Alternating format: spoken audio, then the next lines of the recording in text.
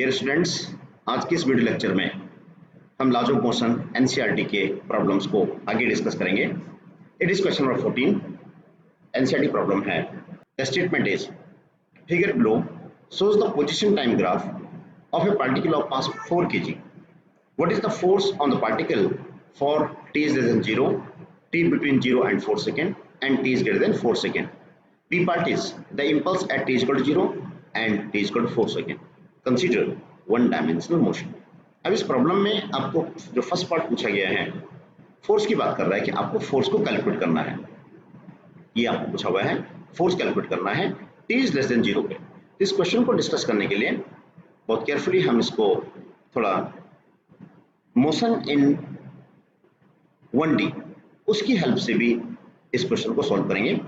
यहाँ पे आपको अच्छी तरह से पता है कि अगर आपके पास ये xt है, पोजीशन टाइम ग्राफ है, अगर पोजीशन टाइम ग्राफ इस तरह से होता है दिस वन, तो इसका पोजीशन टाइम ग्राफ इस तरह से होता है तो ये शो करता है यूनिफॉर्म मोशन को। ये होता है यूनिफॉर्म मोशन। यूनिफॉर्म मोशन का मतलब होता है कि यहाँ पे वेलोसिटी कांस्टेंट है, इसमें वेलोसिटी क्या है, कांस्टेंट। अब वो वेलोसिटी हम कैलकुलेट कर लेंगे, इसका स्लोप कैलकुलेट कर लेंगे, थीटा से यहाँ से इसका स्लोप हम फाइंड आउट कर लेंगे। तो यहाँ पे इस प्रॉब्लम में जो ये वाला पार्ट आप देख रहे हैं दिस वन, ये पॉइंट ए है, ये पॉइंट ओ है, 0 0 पॉइंट हो जाएगा। ये ओ पॉइंट हमने शो कर रखा है यहाँ पे, और यहाँ से ओ से बी तक अगर हम देखें, ओ से बी तक देखें तो ओ से बी में आपको यही एक्सटी ग्राफ यूनिफॉर्म मोशन को शो कर रहा है O to P, ये O to P। अब इसको हम केयरफुली समझें कि O to P तक जाने में एंगल थीटा हो गया। यहाँ पर हम देखें, अगर हम इस वेलोसिटी को कैलकुलेट करें जो यूनिफॉर्म है तो यहाँ पे टाइम कितना दे रखा है, 4 सेकेंड दे रखा है, और ये जो रेस्पेक्टिव पोजिशन उसकी उस टाइम पे है वो 3 मीटर पे है। इसका मतलब ये हुआ ये डिस्टेंस तो 4 सेंटीमीटर हो जाएगा यहाँ टाइम स्केल पे, और यहाँ कितना हो जाएगा, 3 मीटर हो जाएगा। यहाँ पे वेलोसिटी निकल जाएगी, तो velocity v is equal to slope, and slope stand for tan theta. आप tan थीटा को कैलकुलेट कर दीजिए। tan theta is equal to perpendicular upon base, कितना हो जाएगा, 3/4 मीटर पर सेकेंड। ये हमने वेलोसिटी को सॉल्व कर लिया है इस पोर्शन के लिए, ओबी पोर्शन के लिए जो वेलोसिटी कांस्टेंट है। तो इसकी जरूरत हमें प्रॉब्लम को सॉल्व करने में पड़ सकती है। दूसरा, जब भी आपके पास कोई एक्सटी ग्राफ दे रखा है और एक्सटी ग्राफ एक स्ट्रेट लाइन होता है parallel to X axis, this one, ये हमारे पास एक्सटी ग्राफ आ गया। यहाँ पे पोजीशन यहाँ है, टाइम यहाँ है, लेकिन ये जो ग्राफ है ये टाइम एक्सिस के पैरेलल है। इसका मतलब होता है इसका वेलोसिटी 0 है at body at rest, body यहाँ पे रेस्ट पे रहेगा। इन बेसिक्स को लेकर के अब हम इस प्रॉब्लम को सॉल्व करते हैं। तो यहाँ पे जो फर्स्ट पार्ट है क्वेश्चन का, आपको निकालना है फोर्स, और कब निकालना है, फर्स्ट केस में निकालना है t इज लेस देन 0। इसको केयरफुली देखते हैं तो t0 आपका यहाँ पर है। अब उसने पूछा है कि इससे पहले यहाँ अगर हम देखते हैं t इज लेस देन 0 में, तो जो आपको ग्राफ दे रखा है वो ये दे रखा है जो मैंने ड्रॉ कर दिया। ये ग्राफ आपको दे रखा है, ये पॉइंट A है, दिस बीइंग पॉइंट A, ये ग्राफ ये दे रखा है। तो आप अच्छी तरह देख रहे हैं कि t इज लेस देन 0 में जो पोजीशन है वो x0 है, आपको यहाँ दे रखा है उसने, आप अच्छी तरह देख रहे हैं। t इज यहाँ ग्राफ दे रखा है ये वाला, तो इस पोर्शन में t इज लेस देन 0 पे, क्योंकि t यहाँ से 0 है, t0 यहाँ पर है, और यहाँ t क्या है, पॉजिटिव है आगे की तरफ। तो आपको यहाँ पूछा गया है इस पोर्शन में, वो पोर्शन कौन से है, A to O, इस पोर्शन पे x0 है, इसका मतलब डिस्प्लेसमेंट नहीं है तो वेलोसिटी भी 0 हो जाएगा, इसका मतलब एक्सेलरेशन भी 0 हो जाएगा। आपको फोर्स फाइंड आउट करना है, फोर्स F इक्वल टू क्या होता है, ma। अब यहाँ पे एक्सेलरेशन 0 है तो फोर्स भी क्या हो जाएगा, 0 हो जाएगा। In this way t is less than 0 में फोर्स 0 होगा। सेकेंड पार्ट आपको डिस्कस करना है, t is greater then 0 and less than 4 second. यहाँ पे आपको इसको डिस्कस करना है। इसका मतलब ये कौन सा पोर्शन आ जाएगा, आप अच्छी तरह से देख सकते हैं, ये पोर्शन है OB। ये देखो आप यहाँ से, ये पोर्शन कितना आ जाएगा, OB आ जाएगा। ये पॉइंट O है और ये पॉइंट B है। इस पोर्शन पे अभी हमने एक्सप्लेन किया था कि यूनिफॉर्म मोशन को शो कर रहा है। यूनिफॉर्म मोशन मतलब यहाँ पे वेलोसिटी कांस्टेंट है, यहाँ पे इस पोर्शन में वेलोसिटी क्या है, कांस्टेंट है, जो आपने चेक कर दिया जिसको वेलोसिटी कांस्टेंट है। और अगर वेलोसिटी कांस्टेंट है एक्सेलरेशन 0 हो जाएगा। तो फोर्स का फॉर्मूला क्या होता है, F is equal to ma। अब a भी 0 हो गया तो फोर्स भी क्या हो जाएगा, 0 हो जाएगा। Again in this situation the force become equal to 0 again. Last part है t is greater than 4 second. तो थर्ड पार्ट में हम चेक करेंगे t is greater than 4 second. तो t is greater than 4 second, ये जो हमारे पास सिचुएशन बनेगी ये बनेगी B to C, जो आप सामने देख सकते हैं B से लेके C तक, यहाँ 4 सेकेंड से आगे जो ग्राफ में रिप्रेजेंट कर रखा है, आपको दे रखा है 4 सेकेंड से आगे ये आएगा B to C पोर्शन आ जाएगा। और B to C पोर्शन पे आप अच्छी तरह देख रहे हैं बॉडी किस पे है, रेस्ट पे है। यहाँ पे this one body will remain at rest. जब स्ट्रेट लाइन ग्राफ होता है बॉडी रेस्ट को शो करता है, इसका मतलब वेलोसिटी जीरो है, इसका मतलब एक्सीलरेशन भी जीरो हो जाएगा और फोर्स क्या होता है ma, ये भी क्या हो जाएगा जीरो हो जाएगा। इसका मतलब ये हुआ कि इन तीनों सिचुएशन में फोर्स क्या रहेगा, जीरो रहेगा। अब क्वेश्चन का सेकेंड पार्ट हम सॉल्व करते हैं। तो सेकेंड पार्ट में आपको फाइंड आउट करना है इम्पल्स, ये पूछा हुआ है इम्पल्स आपको कैलकुलेट करना है। और इम्पल्स कहाँ पे कैलकुलेट करना है आपने, t इक्वल टू 0 सेकेंड पे, t equal to 4 second. Let you calculate the impulse at t is equal to 0। यहाँ पे हमारे पास t इज इक्वल टू 0 है, इस पॉइंट पे t इज इक्वल टू 0 पे इम्पल्स कितना हो जाएगा आपको निकालना है at t is equal to 0 और आपको कैलकुलेट करना है इम्पल्स। पहले हम ये देखेंगे कि क्या यहाँ पे इम्पल्स होगा।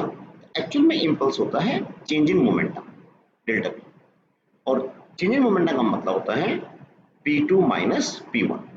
मोमेंटम चेंज हो गया, p2 कितना हो जाएगा mv2 माइनस mv1, यहाँ पे m आउटसाइड आ जाएगा, कितना बचेगा v2 माइनस v1। तो हम ये देखेंगे क्या वेलोसिटी चेंज हो रही है, यस हो रही है। कैसे, इससे पहले जब हम एग्जैक्टली देखें कि t इज इक्वल टू 0 से जस्ट पहले, just before t is equal to 0, उस टाइम पे जो वेलोसिटी है v1 वो 0 है, क्योंकि पार्टिकल किस पे है, रेस्ट पे है। लेकिन उसके बाद just after t is equal to 0, इसके जस्ट आफ्टर देखें, यहाँ देखें, यहाँ हम देख रहे हैं पार्टिकल किस में आ गया है, यूनिफॉर्म मोशन में आ गया है, ये वाला। अब इस पोर्शन में, OB पोर्शन में यूनिफॉर्म मोशन है। अब ये यूनिफॉर्म मोशन में आ गया और वो वेलोसिटी आपको पता है, वो सॉल्व कर रखी है हमने, it comes out to be 3/4 metre पर सेकेंड। इसका स्लोप ले लेंगे हम, थीटा होता है, एंड वेलोसिटी का फॉर्मूला आपको पता है, velocity v is equal to slope, slope means tan theta. tan theta कितना हो जाएगा, परपेंडिकुलर अपॉन बेस। ये वैल्यू कितनी दे रखी है आपको, आप देख रहे हैं ये वैल्यू कितनी है, ये 3 मीटर है, और बेस कितना है इसका, ये 4 सेकेंड का बेस है। तो आंसर कितना आ जाएगा, tan theta perpendicular upon base 3/4, तो वेलोसिटी 3/4 मीटर पर सेकेंड। ये वैल्यू में यहाँ रख देंगे। तो इम्पल्स कितना हो जाएगा, मास आपको दे रखा है 4 kg, v2 कितना हो गया 3/4, v1 कितना 0, कितना हो जाएगा 3 kg मीटर पर second is the impulse at the moment t is equal to 0। At the same time अब आपको सॉल्व करना है impulse at, you to find out at t is equal to, second part is here, impulse निकालना है t is equal to 4 second पे। अब यहाँ पर इम्पल्स जो होगा वो होता है चेंज इन मोमेंटम, सॉल्व कर लेंगे, it comes out to be mv2 minus v1। अब यहाँ पे v1 क्या है, v2 क्या है, तो आपने जो 4 सेकेंड का टाइम है वो पोजीशन कौन सी है, वो पॉइंट B है, B पॉइंट पे ऑब्जर्व करेंगे। तो B पॉइंट को अगर हम ढंग से देखते हैं तो B पॉइंट से जस्ट पहले यहाँ जो वेलोसिटी है ये v1 हो जाएगी, और B के बाद यहाँ जस्ट जो वेलोसिटी हुई क्या हो जाएगी, v2 हो जाएगी। यहाँ हम स्क्रीन पे अच्छी तरह देख सकते हैं कि जस्ट बिफोर जो v1 है वो कितना है, v के बराबर है, यूनिफॉर्म मोशन के बराबर है, दैट इज 3/4 मीटर पर second, and v2 is equal to 0। क्यों, क्योंकि इसके बाद, इसके जस्ट बाद आप अच्छी तरह समझ सकते हैं इस पॉइंट को, just after this point B the body comes to rest. तो रेस्ट पे आ गई मतलब वेलोसिटी क्या हो जाएगी, 0 हो जाएगी। तो आपने वैल्यू यूज कर लिया है, तो आपका आंसर कितना आ जाएगा, this impulse comes out to be, ये हो जाएगा हमारा mv2 माइनस v1। m कितना है 4 kg, v2 कितना 0, माइनस 3/4, सॉल्व कर लेंगे, it comes out to be minus 3 kg metre पर second. It is the impulse at time t is equal to 4 seconds. It is the answer. Next is question number 15, NCERT laws of motion. The statement is, two bodies of masses 10 kg and 20 kg respectively kept on a smooth horizontal surface are tied to the ends of a light string. A horizontal force F is equal to 600 Newton is applied to A. जो firstly force apply हुआ है वो किस पे हुआ है, ए पे हुआ है, और उसके बाद में किस पे हुआ है, बी पे हुआ है, along the direction of the string. What is the tension in the string in each case? आपको इस प्रॉब्लम में 2 ब्लॉक्स दे रखे हैं 10 kg एंड 20 kg, और ये दोनों ब्लॉक किसी स्ट्रिंग से कनेक्टेड है और ये कोई स्मूथ सरफेस हमारे पास है। स्टेटमेंट के अकॉर्डिंग ये है कि पहले हमने जो 600 न्यूटन फोर्स अप्लाई किया है वो ए पे किया है। अब ए ब्लॉक हमारा ये है, ये कौन सा ब्लॉक है, बी ब्लॉक किया गया। एज पर स्टेटमेंट आपने फोर्स 600 न्यूटन यहाँ अप्लाई कर दिया है। इस M1 पे ए पे कितना लग गया, 600 न्यूटन का फोर्स ये लग गया। अब एक्चुअल में होगा क्या, ये सरफेस स्मूथ है। स्मूथ का मतलब है कि अभी फ्रिक्शन यूज नहीं होगा। तो सबसे पहले इसका जो वेट होगा बॉडी का M1G, वो यहाँ काम करेगा, यहाँ एक्ट करेगा M1G। और ये जो सरफेस है ये इस पे नॉर्मल एक्शन लगा देगा अपवर्ड डायरेक्शन में, दिस वन, ये वाला। अब ये नॉर्मल एक्शन इस M1G को बैलेंस कर देगा। उसी तरह से अगर M2 को देखें, इसका वेट M2G कहाँ एक्ट करेगा, वर्टिकल डाउनवर्ड एक्ट करेगा। और जो ये सरफेस है, ये सरफेस एक नॉर्मल एक्शन इस पे एक्ट कर लेगा अपवर्ड डायरेक्शन में N, वर्टिकली अपवर्ड। अब ये जो N है ये लेट इट बी N2, ये N2 M2G को कैंसिल आउट कर देगा, अरे N1 M1G को कैंसिल आउट कर देगा, क्योंकि वर्टिकल में कोई मोशन नहीं होगा। तो मोशन किस डायरेक्शन में होगा, जिस डायरेक्शन में फोर्स अप्लाइड है। आपने फोर्स 600 न्यूटन राइट साइड को लगाया है, इसका मतलब ये जो ब्लॉक्स हैं ये राइट साइड को चलना शुरू हो जाएंगे। ये भी राइट साइड को चलेगा विद एक्सेलरेशन ए, और ये भी राइट साइड को चलेगा विद एक्सेलरेशन ए।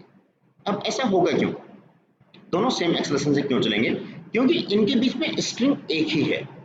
अब थोड़ा सा हमें देखना होता है कि जो ए ब्लॉक है उस पर डायरेक्ट फोर्स लग रहा है, 600 न्यूटन का डायरेक्ट फोर्स लग रहा है, लेकिन बी ब्लॉक पे जो फोर्स है वो 600 डायरेक्ट नहीं लग रहा है, वो इस स्ट्रिंग के थ्रू लग रहा है। तो जो स्ट्रिंग में इस तरह से एक टेंशन डेवलप हो जाएगी, आपने फोर्स यहाँ लगाया, स्ट्रिंग बिल्कुल स्ट्रेट हो जाएगा, टाइट हो जाएगा, तो यहाँ पे टेंशन टी डेवलप हो जाएगा, और यही टेंशन इस एंड पे भी लगेगा इस डायरेक्शन में टी। मींस अब जो ये ब्लॉक M2 है इसको मोशन में लाने की जो रिस्पॉन्सिबिलिटी है वो इस टी की है, जबकि M1 को मोशन में लाने की रिस्पॉन्सिबिलिटी इस 600 की है। तो अब हम इन दोनों ब्लॉक्स को सेपरेटली पढ़ सकते हैं। और इस स्टेटमेंट में M1 आपको कितना दे रखा है, 10 kg दे रखा है, और M2 कितना दे रखा है, 20 kg हमें गिवन है। अब हम इसमें क्वेश्चन को आंसर देंगे, तो इसके लिए हमें बनाना पड़ेगा फ्री बॉडी डायग्राम। तो अगर हम एक मिनट के लिए फ्री बॉडी डायग्राम देखते हैं, ये बन जाएगा फॉर M1, ठीक है।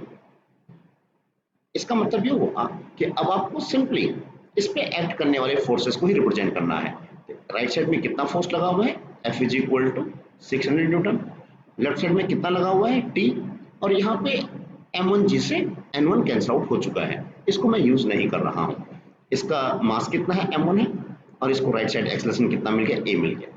इसका इक्वेशन कितना हो जाएगा, क्योंकि मोशन राइट साइड को हो रहा है तो नेट फोर्स कितना हो जाएगा, it will be 600 minus T, क्योंकि मोशन राइट साइड को है, is equal to net force. Net force क्या होता है, मास इनटू एक्सेलरेशन। तो 600 minus T is equal to force is mass into acceleration, M1 into A।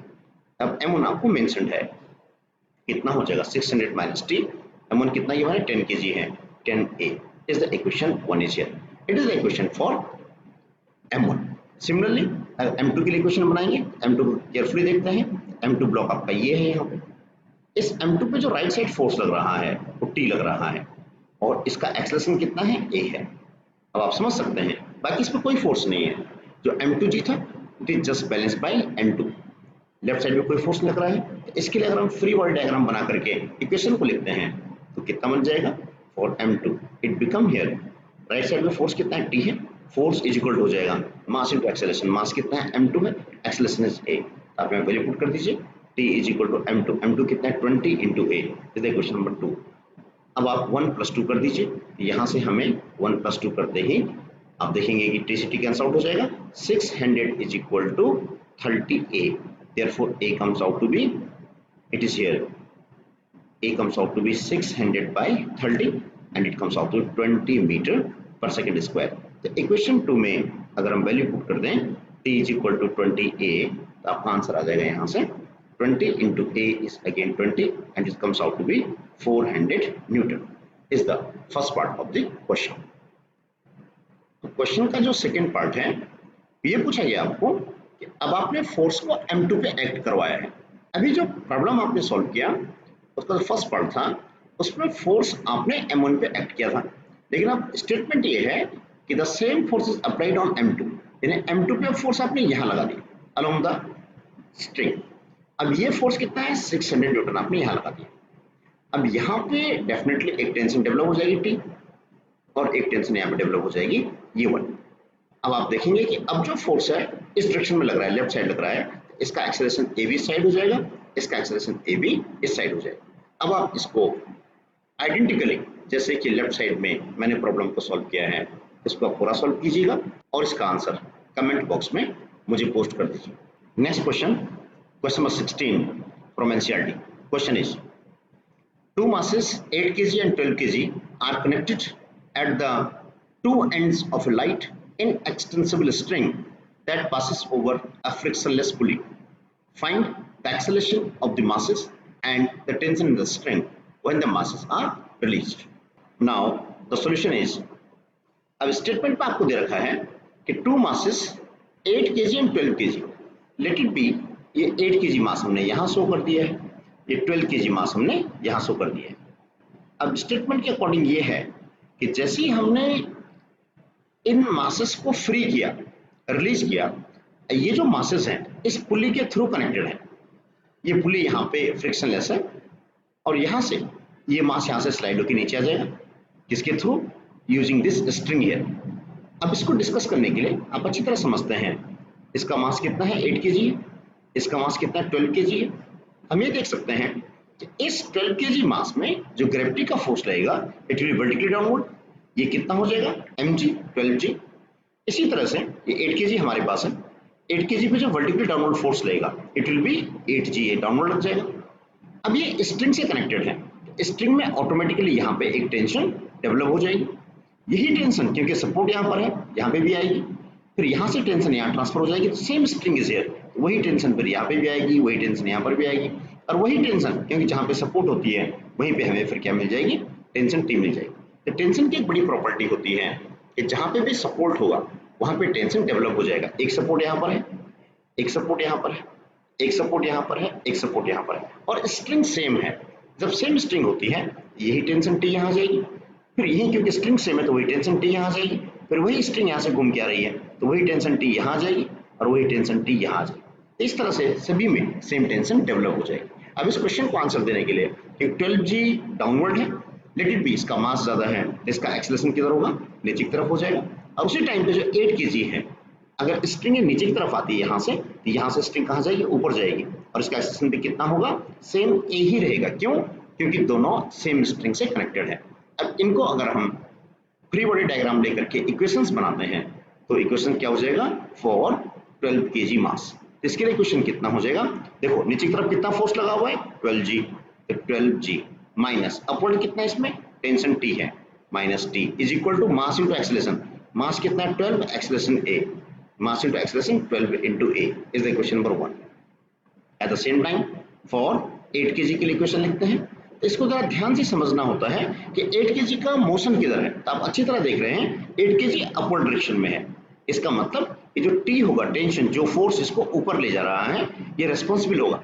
अब इसका equation कैसे लिखा जाएगा, T माइनस 8g, ये लिखा जाएगा is equal to mass into acceleration 8 into a। ये बात आपने समझनी है। इसको 12g माइनस टी क्यों लिखा, क्योंकि मोशन की डायरेक्शन डाउनवर्ड है, इसे 12g माइनस टी। और यहाँ पे t माइनस 8 क्यों किया, क्योंकि यहाँ पे मोशन की डायरेक्शन किधर है, अपवर्ड है, इसलिए t माइनस 8g हमने यूज किया है। अब इसको सॉल्व कर लेंगे, ऐड कर दीजिए दोनों इक्वेशंस को, कितना हो जाएगा 12g minus 8g is equal to, ये हो जाएगा 20a, ये कितना बचेगा हमारे पास 4g is equal to 20a, तो a कितना हो जाएगा, it comes out to be 4g by 20, 4g, g को हम यूज कर सकते हैं 10 बाई 20, सॉल्व कर लेंगे, it comes out to be 2 metre पर second square is the acceleration in both the blocks.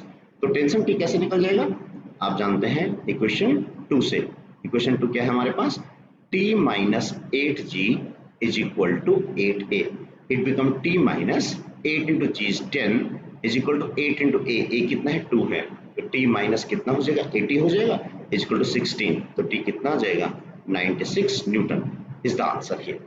Next question, question number 17, laws of motion, NCERT. Statement is, a nucleus is at rest in a laboratory frame of reference, show that if it disintegrates into two smaller nuclei, the product must be emitted in opposite directions. Let me answer this question. The question is based on law of conservation of momentum. आपको statement में given है कि आपके पास कोई nucleus है, late it be the nucleus is here. अब ये जो न्यूक्लियस है ये रेस्ट पे, रेस्ट पे होने का मतलब ये हुआ इसका वेलोसिटी 0 है, इसका मास भी हुआ, इसका मास m है और ये रेस्ट पे है, इसका मास हमने अज्यूम कर लिया, let the mass is m। अभी रेस्ट पे है। अब स्टेटमेंट के अकॉर्डिंग ये बोलता है कि ये टू स्मॉलर न्यूक्लियाई में ब्रेक हो जाता है, disintegrate into two smaller nuclei. Late it B, जो स्मॉलर न्यूक्लियाई बने हुए हैं, एक ये बन गया इसका पार्ट और एक पार्ट ये बन गया। इसका मास कितना है, m1 है, इसका मास कितना है, m2 है। लेट इट बी, जो पार्ट m1 है इसका वेलोसिटी v1 है, जो m2 है इसका वेलोसिटी v2 है। अब इस क्वेश्चन को सॉल्व करने के लिए हमें law of conservation of momentum की हेल्प लेनी पड़ेगी। तो अगर हम ढंग से देखें कि जो हमारे पास इनिशियल मोमेंटम होगा वो 0 होगा, क्योंकि इनिशियली जो हमारे पास न्यूक्लियस है वो किस पे है, एट रेस्ट पे है। रेस्ट पे होने का मतलब क्या हुआ, इसका मोमेंटम इनिशियली क्या होता है, मास इनटू वेलोसिटी, वेलोसिटी 0 है, इनिशियल मोमेंटम क्या हो जाएगा, 0 हो जाएगा। और फाइनली डिसइंटीग्रेशन के बाद जिसका मोमेंटम आएगा फाइनली वो कितना हो जाएगा, ये आ जाएगा m1v1 m1v1 प्लस m2v2। इसको मैंने वेक्टर सम ले लिया है, ये हमने वेक्टोरिकली रिप्रेजेंट कर दिया है। In this problem no external force is acting, no external force is acting. It means अगर एक्सटर्नल फोर्स एक्ट नहीं कर रहा है, therefore there will be law of conservation of linear momentum, ये लग जाएगा। इसका मतलब नेट मोमेंटम क्या रहना चाहिए, कंजर्व रहना चाहिए। इसका मतलब ये हुआ कि momentum final must be equal to momentum initial. तो वेक्टोरिकली हमने यूज किया है, मोमेंटम फाइनल कितना आपके पास, ये है m1v1 plus m2v2 is equal to initial momentum में 0। इसका मतलब क्या हो जाएगा, m1v1 must be equal to minus of m2v2। इसका मतलब ये हुआ कि जब ये न्यूक्लियस यहाँ पे डिसइंटीग्रेट होगा तो जो दो पार्ट्स इसके बने हुए हैं वो एग्जैक्टली एक दूसरे के अपोजिट होंगे। आप देख सकते हैं m1v1 equal to minus m2v2, यानी अगर एक पार्ट इस डायरेक्शन में आया है तो एग्जैक्टली दूसरा पार्ट कहाँ जाएगा, अपोजिट डायरेक्शन में जाएगा। ये m1v1 का मोमेंटम इधर आ गया, m2v2 का मोमेंटम इधर आ जाएगा, यानी ये सिचुएशन नहीं होगी, ये वाली सिचुएशन होगी। आपको यही प्रूव करना था, यही पूछा गया था कि show that it must be, आपको लिखा हुआ है कि prove that the product must be emitted in opposite direction. तो आपने यहां से प्रूव कर दिया।